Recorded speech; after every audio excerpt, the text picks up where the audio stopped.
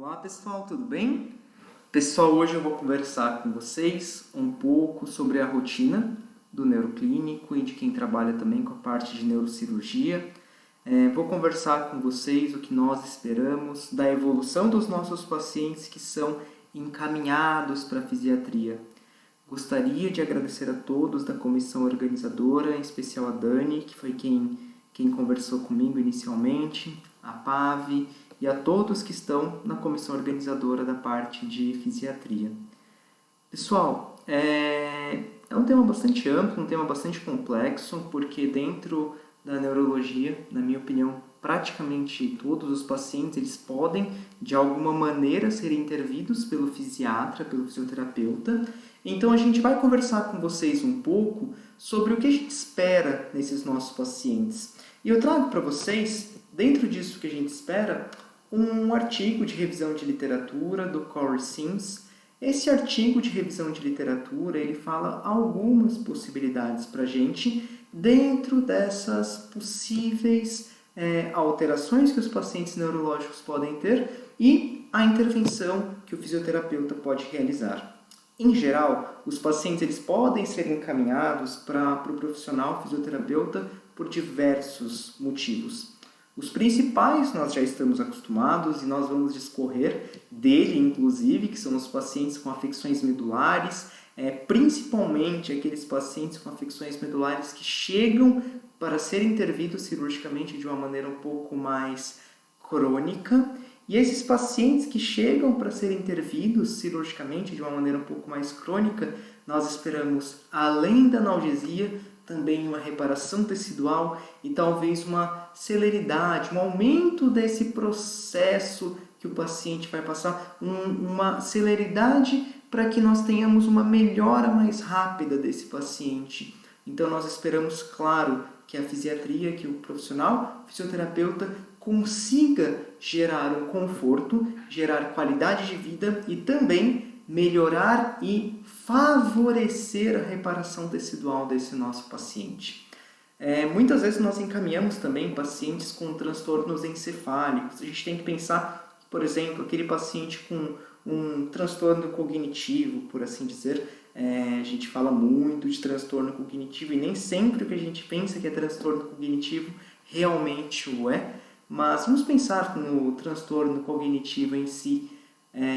Nós encaminhamos muitos desses pacientes não só pensando na questão de tentar melhorar um pouco o quadro neurológico em si desse paciente, mas a gente encaminha muitas vezes pensando que esses pacientes são idosos e esses pacientes muitas vezes apresentam sarcopenia, como ocorre comumente nos pacientes idosos. Então, a gente vai transcorrer, durante o transcorrer da nossa conversa, a gente vai tratar de um assunto específico. O que realmente vocês pegam com maior frequência, que são aqueles pacientes com lesões crônicas, porque é uma das coisas que nós pegamos também, muitas vezes, na nossa rotina na medicina veterinária, na nossa rotina de neurocirurgia. Eu vou pegar com vocês um paciente que teve uma paralisia aguda, mas ele já tinha tido várias outras alterações neurológicas. Foi um paciente que foi tratado clinicamente muito bem durante muito tempo, mas que chegou um momento que esse paciente apresentou uma alteração mais importante, uma alteração neurológica bem mais importante. Então, é um paciente que foi encaminhado para uma intervenção cirúrgica e após o encaminhamento para essa intervenção cirúrgica, esse paciente claramente foi encaminhado também para a reabilitação. Eu gosto dessa paciente porque é uma paciente que passou por várias mãos, fizeram contato comigo do Centro Veterinário Alpha Conde, em Alphaville, fizeram um diagnóstico, fizeram um exame de ressonância magnética dessa paciente. Após a intervenção cirúrgica, a Luciene, da equipe da fisioterapia animal e da pata e patela, deram início já logo no pós-operatório imediato à parte de fisioterapia dessa paciente e a doutora Cíntia com a parte da acupuntura. Se a gente for avaliar esse paciente, só passando um pouco do histórico, notem que esse paciente é um paciente que tem alterações importantes à locomoção.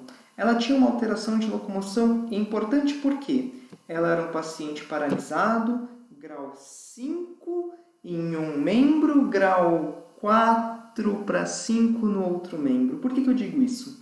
Porque era uma paciente com uma alteração tão importante que o trauma que o disco gerou na medula espinhal dela, ou seja, o trauma contuso do encontro da medula com o disco intervertebral, fez com que, além da inflamação, ela também tivesse uma contusão da medula. E essa contusão, ela foi possível de ser observada no exame de ressonância magnética, e esse exame de ressonância magnética mostrou para a gente que havia um hematoma medular. E a partir desse hematoma medular, esse paciente apresentava dois quadros distintos. Esse paciente apresentava um quadro traumático, claramente, por conta da hérnia de disco, mas apresentava também uma certa assimetria por conta de um quadro vascular secundário ao trauma. Tudo bem? Bom, notaram que essa paciente ela se encontrava num quadro de paralisia. No entanto, essa paciente foi operada por conta dessa paralisia, então, portanto, essa paciente foi operada por conta dessa paralisia. Eu gostaria que vocês observassem a medulinha dela. Notem que foi feita uma grande descompressão. Então, aquela paciente que nós conversamos, ela apresentava diversos pontos de compressão, algo que a gente vai mostrar para vocês no próximo slide. E eu gostaria que vocês observassem isso. Essa área arroxeada na medula espinhal desse paciente. Essa área arroxeada na medula espinhal desse paciente indica que houve um trauma contuso, muito provavelmente de alta energia. No caso dessa paciente em específico, muito provavelmente de alta energia e alto conteúdo. Isso significa que houve uma lesão medular mais grave. O que significa que, a partir do momento que vocês estiverem em contato com o cirurgião vai passar tudo isso para vocês e falar, olha, essa é uma paciente com um prognóstico talvez um pouco pior de retorno à locomoção. E além de um quadro um pouco pior em relação ao retorno à locomoção, é uma paciente com risco até de evolução para piora no pós-operatório. Então, toda essa conversa, o cirurgião tem que ter com vocês e tem que ser um diálogo bastante aberto. Então, eu tive esse diálogo bastante aberto com a doutora Luciene, nós conversamos bastante desse caso, passei todo o quadro clínico, até mesmo porque aqui vocês veem já toda a região aberta e descomprimida. Mas não é isso que a gente pega de cara. Muitas vezes a gente já tem o diagnóstico e o diagnóstico ele se dá por meio do exame de ressonância magnética. Notem a quantidade de compressões que esse paciente apresentava. Apresentava 3 compressões de alto conteúdo e apresentava uma compressão de menor conteúdo. Notem a medula espinhal aqui comprimida. Isso aqui tudo de conteúdo herniário discal comprimindo a medula espinhal. Exatamente da mesma maneira lá na frente. Então, notem que era um paciente com uma hérnia de disco, com um quadro de lesão medular aguda grave, só que com um quadro crônico associado.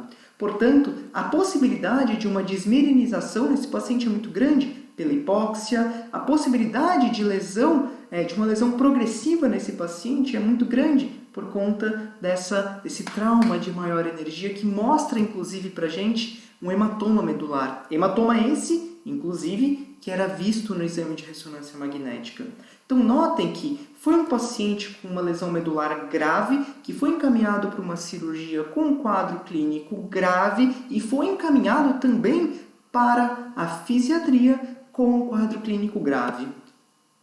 O paciente, então, ele entrou naquilo tudo que a gente espera. Eu espero que vocês, fisiatras, consigam dar, logo no pós-operatório imediato, um efeito analgésico para esse meu paciente, que ajudem na questão analgésica, na terapia de dor desse paciente. Eu espero que tudo que vocês façam diminua um pouco de edema inflamatório da cirurgia e também auxiliem na reparação tecidual, seja cicatrização de pele, de musculatura, mas também que seja na parte de reparação tecidual medular. Eu espero que seja possível um fortalecimento muscular desse paciente. Esse paciente em específico tinha uma lesão de neurônio motor superior, então eu espero que ele esteja com um aumento do tônus muscular. Mas não é todo paciente que a gente opera que tem um aumento do tônus muscular. Muitos pacientes eles podem ter lesões de neurônio motor inferior nas regiões mais lombosacrais e isso fazer com que eles tenham diminuição do tônus. E esses pacientes são um grande desafio para vocês, porque é muito difícil a reabilitação desses pacientes com lesões de neurônio motor inferior. E além de tudo, nós, cirurgiões, neurologistas, nós esperamos que vocês consigam acelerar o processo de reparação tecidual, que reestabeleçam de maneira mais rápida a função do membro do paciente.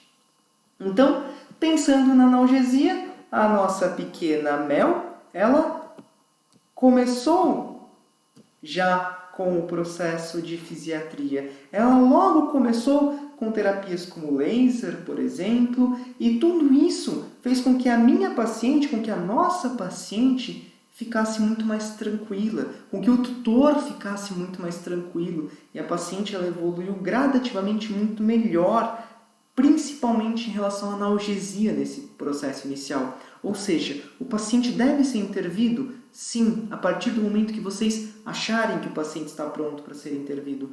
E isso deve ser o mais cedo possível. O paciente tem que ser manejado pelo fisiatra o quanto antes.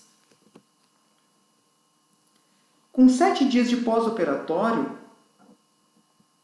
nós já tínhamos a paciente que anteriormente estava num grau 5, praticamente, dos 2 membros, tentando ficar um pouco mais em pé, com exercícios ensinados pela colega fisiatra. Então, notem que o paciente de 0 a 7 dias, ele não consegue deambular, ele não reaprendeu a andar, mas ele já consegue ficar em pezinho.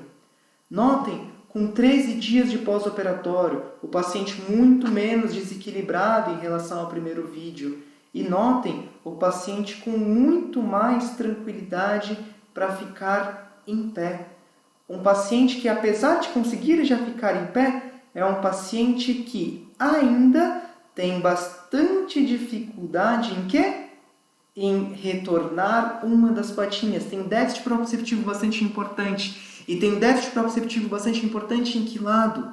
No lado em que nós apresentávamos o hematoma, no lado em que nós tínhamos uma lesão vascular, ou seja, nós precisamos restabelecer também, nós precisamos de regeneração axonal naquele ponto, e nós esperamos que vocês consigam também acelerar esse processo.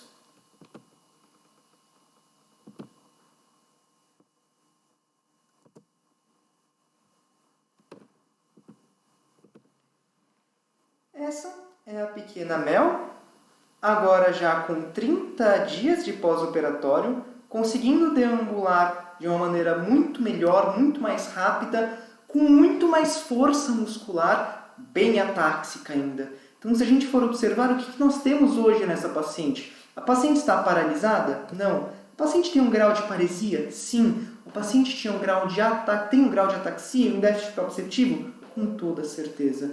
Mas é uma paciente com uma evolução rápida, uma evolução boa, e uma evolução principalmente muito boa, porque foi uma paciente que foi acompanhada desde cedo pela equipe de fisiatria e também pela equipe de acupuntura. Então nós conseguimos desde o começo uma analgesia muito boa para essa paciente, e logo em seguida o que mais nós conseguimos melhorar o quadro clínico dessa paciente para que a gente tivesse uma celeridade no processo de locomoção dela. Então, com isso, pessoal, nós podemos dizer para vocês que nós, que trabalhamos com a parte de neurologia, que trabalhamos com a parte de cirurgia neurológica, de neurocirurgia, nós encaminhamos esses pacientes esperando que esses pacientes tenham muito mais qualidade de vida, que esses pacientes tenham uma reparação tecidual muito mais rápida, que esse paciente tenha analgesia logo no pós-operatório imediato. E além de tudo, nós esperamos que, com o trabalho do fisiatra, além de tudo isso que a gente já falou, que o nosso trabalho seja acelerado. Então nós precisamos trabalhar sempre em equipe, precisamos trabalhar sempre com muita conversa, entendendo quais são as necessidades do fisiatra e, é claro, o fisiatra também entendendo quais são as necessidades do cirurgião veterinário. O diálogo vai ser sempre o melhor caminho e é sempre muito bom conversar com todos vocês. Eu espero que o caso da Mel tenha trazido um pouco para vocês o que é a nossa rotina de neurocirurgia e o que é também essa rotina que a gente tem de trabalhar em conjunto com o fisiatra, de trocar figurinha com o fisiatra, de ligar para o fisiatra e de mandar vídeo, de discutir o caso com o fisiatra. O caso da Mel foi um caso que eu julgo relativamente surpreendente por conta do grau de lesão e também por conta da evolução prévia que esse paciente teve. Uma lesão crônica, uma lesão com uma evolução desfavorável, se a gente for pensar como um todo, mas que mesmo assim o paciente evoluiu gradativamente bem, porque houve uma celeridade no diagnóstico, porque houve uma celeridade na cirurgia e houve uma celeridade também na intervenção do fisiatra. O paciente respondeu muito melhor à terapia porque houve um sinergismo das terapias. E é isso que nós precisamos no trabalho entre o cirurgião, o fisiatra e o acupunturista. Tudo bem, pessoal? Então, eu agradeço vocês. Aqui em cima eu deixo a minha página do Instagram e meu muito obrigado pelo convite e muito obrigado por terem ficado conosco até aqui.